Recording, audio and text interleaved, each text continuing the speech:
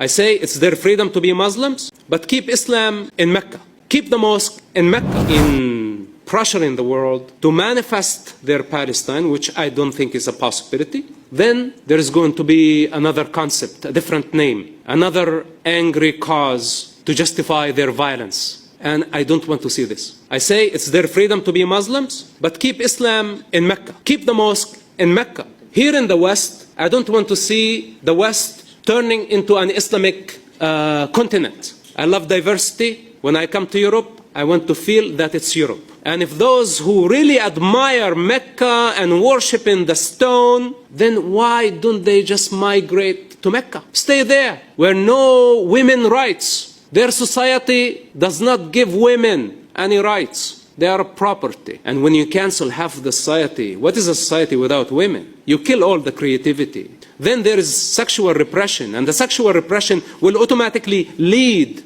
to violence, to terrorism, and this is the psychological connection. Then they are attracted to come to the West. Why? Because they see freedom.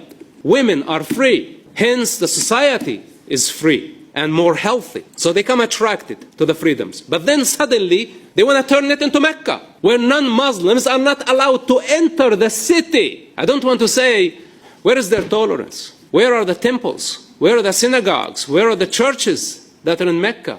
But this is too much. Let's say we don't want to give them big responsibility or a big task to manifest. At least we say, why don't you allow the non-Muslims enter the city of Mecca? The signs are so huge on the entrance of Mecca. Say, Muslims and non-Muslims, two free ways. This is their approach. This is their tolerance. So tomorrow they could do the same thing here in Europe and everywhere in the world. So we need to be aware. We need to be aware of the fundamentals of this problem in order for us to provide good solutions. If they want to worship in the mosque, this is okay, but they must separate mosque and state. If they want to worship, they have the freedom for worship, but we don't want to see gatherings, political gatherings by the name of Islam, praying in the thousands, making political statement. They are in violation, immediately in violation. If they want to worship, close your door. It's your devotion. It's your relationship between you and your God, between you and your Allah. I don't have a problem with that. But don't intimidate the people with your prayer.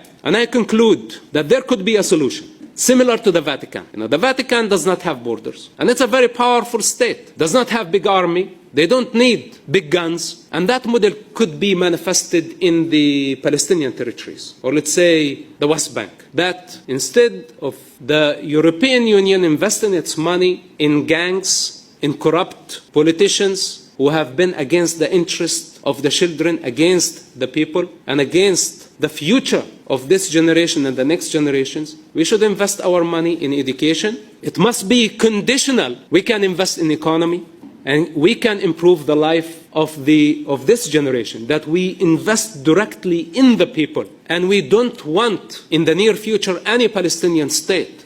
The children don't care for a political entity. They don't care. What they need a peaceful environment. They need a responsible leadership that does not abuse them or indoctrinate them. And as long as we continue to fail the children in favor of these criminals, the Middle East conflict will continue forever. And I think all the attempts to try to pressure Israel to give up its security and its freedoms for such political gangs, this is not going to help the situation either. Thank you for your patience. Thank you for giving me this podium. I appreciate you, and I hope that we together can create the change. Thank you.